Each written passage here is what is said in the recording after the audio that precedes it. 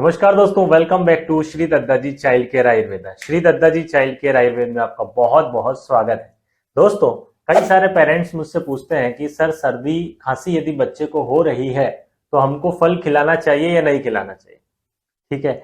अब उनका कहना होता है कि जब हम डॉक्टर को दिखाने जाते हैं तो वो ये कहते हैं कि आप सारे फल खिलाइए, फल खिलाने से इम्यूनिटी अच्छी होती है, तो आप सर्दी खांसी में इसको खिला सकते हैं। लेकिन दोस्तों, यदि मैं आयुर्वेद के अनुसार बात करूं तो जब भी बच्चे को सर्दी खांसी होती है तो उस समय बच्चे को केला बिल्कुल नहीं खिलाना चाहिए।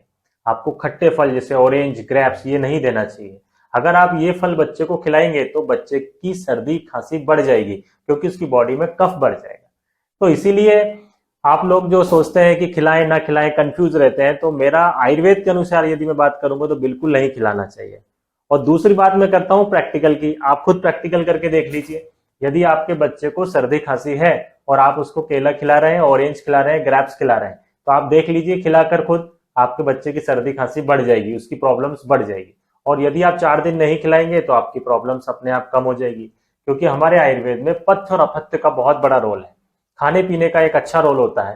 तो इसमें अगर ऐसी चीजें आप देंगे जो कफ को बढ़ाएंगी तो बच्चे को सर्दी खांसी बढ़ेगी। आप तो खुद प्रैक्टिकल करिए कि किसमें आपके बच्चों को ज्यादा फायदा हो रहा है। आप खिला रहे हैं, उसको खिलाने से इम्यूनिटी बढ़ रही है तो फायदा हो रहा है, नहीं खिलाने से बढ़ रही है तो फायदा हो रहा है। अच्छा, दूसरा चीज, मैं उस पक्ष को भी मना नहीं कर रहा हूं कि फल खाने से इम्यूनिटी बढ़ती है, डेफिनेटली बढ़ती है।